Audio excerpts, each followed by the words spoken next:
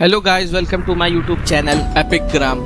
Justice एक ऐसी चीज़ जिस पे लोगों को हमेशा से भरोसा रहा है कि कभी ना कभी किसी ना किसी तरीके से जस्टिस मिल ही जाता है। इंडियन कोर्ट्स और इंडियन जस्टिस की बातें आपने बहुत सुनी होंगी, लेकिन ब्रिटिश कोर्ट ने एक ऐसा फैसला लिया जो ब्रिटेन की हिस्ट्री में, ब्रिटेन के इतिहास में ये अब तक का सबसे पुराना अनसॉल्व केस को सुलझाने का एक है। ये रिकॉर्ड है कि इससे पुराना केस अभी तक ब्रिटिश पुलिस ने कहीं नहीं सुलझाया। ब्रिटेन की एक अदालत ने एक फैसला सुनाया एक रेप और मर्डर केस में, और एक शख्स को लाइफ इम्प्रिजमेंट 20 साल की सज़ा दी। जिस शख्स को ये सज़ा दी गई, सज़ा सुनाते वक्त अदालत ने कहा कि तुम्हें हम लाइफ इम्प्रिजमेंट तो दे रहे हैं, उम्र कैद की सज़ा भी दे रहे हैं, लेकिन उसके साथ 20 साल की होगी। लेकिन मैं जानता हूँ इसके पीछे वजह, जो जज साहब ने कहा कि 20 साल के बाद आदमी जेल से ज़िंदा लौट सकता है, लेकिन यहाँ क्यों कहा? क्योंकि जिस शख्स को 20 साल की सज़ा सुनाई गई उसकी उम्र उस वक्त 92 साल थी। 92 साल के हिसाब से अगर 20 साल की सज़ा मिले तो इसका मतलब ये हुआ कि लगभग उसकी उम्र तब 112 साल शायद हो। अब 112 साल में तो बहुत गिनती के लोग जिंदा होते हैं, तो उम्मीद कम है। अब सवाल ये है कि 92 साल के एक शख्स को 20 साल की सज़ा अब क्यों दी गई और कौन है ये?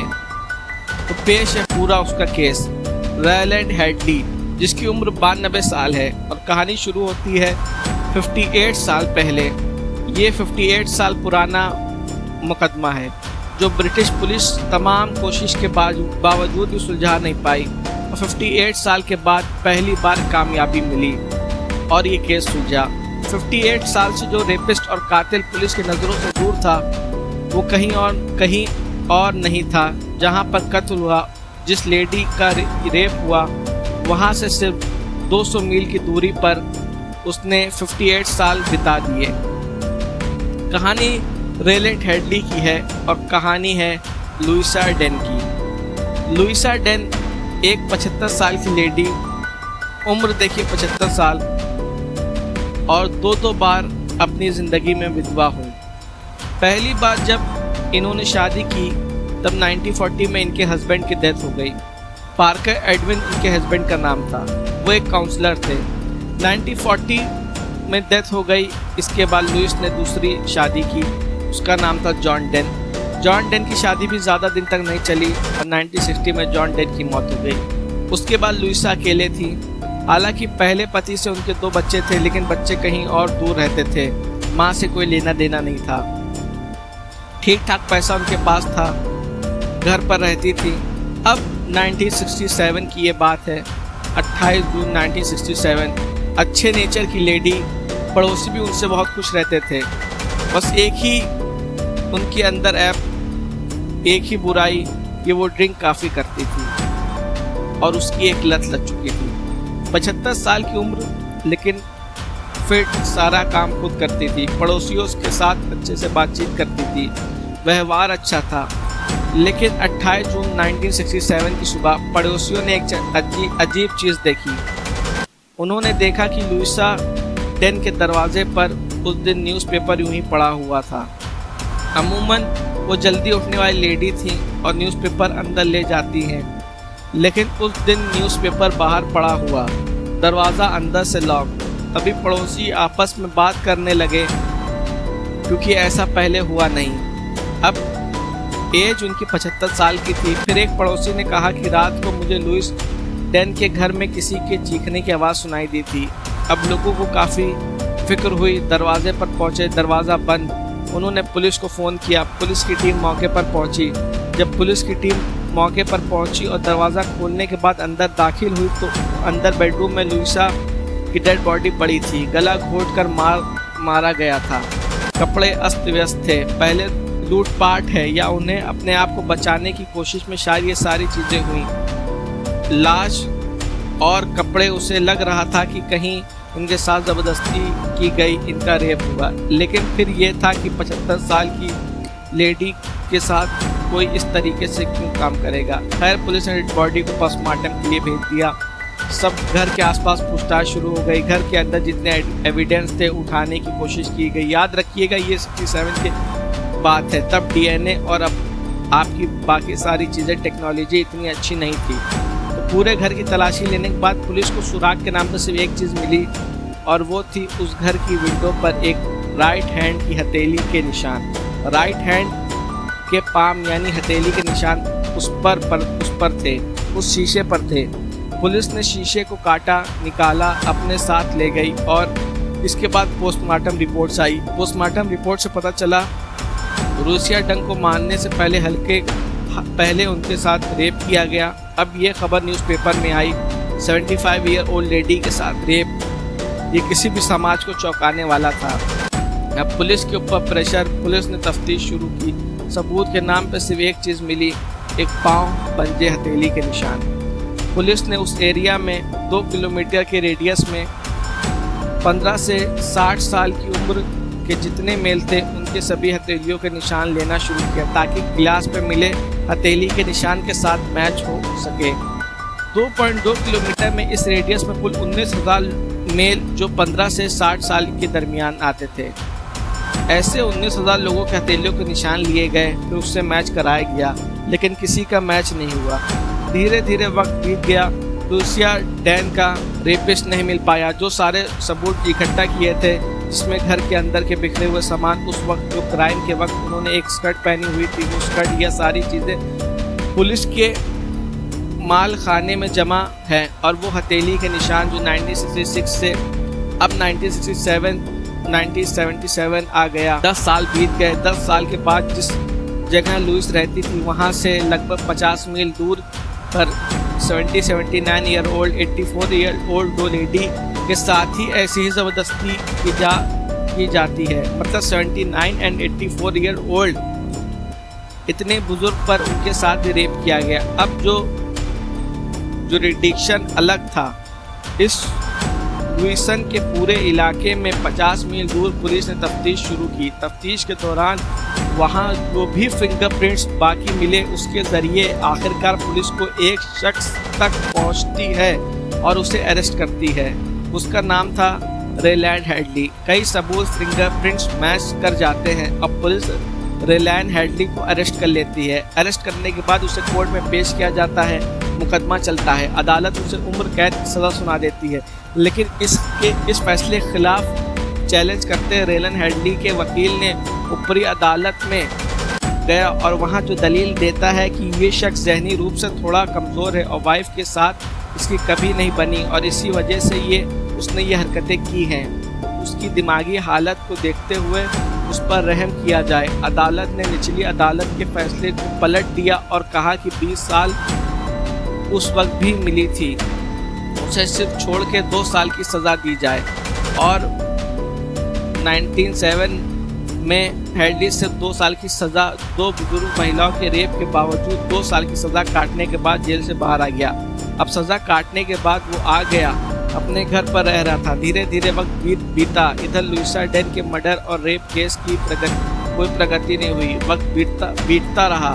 अब लुइस डेन का रेप मर्डर हुआ था, उस वक्त रेलन हेडली की उम्र 34 साल थी। अब धीरे धीरे वो बूढ़ा होता गया। 58 साल बीत गए। 58 साल के बाद जो मामला था ये ब्रिस्टल का था और ब्रिस्टल पुलिस का एक रूस करती थी जो पुराने केसेस है उस पर नज़र डालती थी। बहुत सारे ऐसे रिकॉर्ड। एक अच्छी चीज़ यह है कि सारे पुलिस वालों ने 50 से 40 साल के पे रिकॉर्ड उस केस से जुड़ी हुई सारी प्रॉपर्टीज़ की बड़ी हिफाजत से रखते हैं, तो उन्होंने रखा हुआ था। तभी एक पुलिस अफसर की नज़र लुइसा डेन के केस पर पड़ी। उन्होंने कहा 58 साल हो गए हैं, इसमें कोई पकड़ा ही नहीं गया।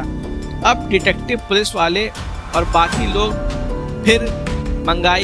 फिर से फाइल मंगाई गई। उस बॉक्स को मंगाया गया जिसमें लुइस डेन के सारे केस से रिलेटेड डॉक्यूमेंट थे। उनकी वो स्कर्ट थी, वो गिलास भी पड़ा हुआ था। अब ये सारी चीज़ें जब मंगाई गई, इसके बाद अब कहा गया कि इसे चेक करो। अब इधर डीएनए और सारी चीज़ें अब तरक्की कर गई थी क्योंकि 58 साल के बाद अब हम उस दौर में थे।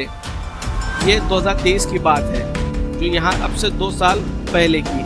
अब सारी चीज़ें पुलिस वालों ने अब तक की तफ्तीश शुरू कर ली, उस केस को खोल दिया। अब जांच में लगे हुए लोग, तभी जो स्कर्ट मिला उस पर पुलिस वालों की नज़र पड़ी जिस तरीके से ये स्कर्ट था और क्राइम सीन के वक्त वो पहनी हुई थी और उनके साथ रेप हुआ था, मेडिकल से पता चला तो स्कर्ट पे कुछ ऐसे सबूत मिल जाए जिससे डीएनए मिले।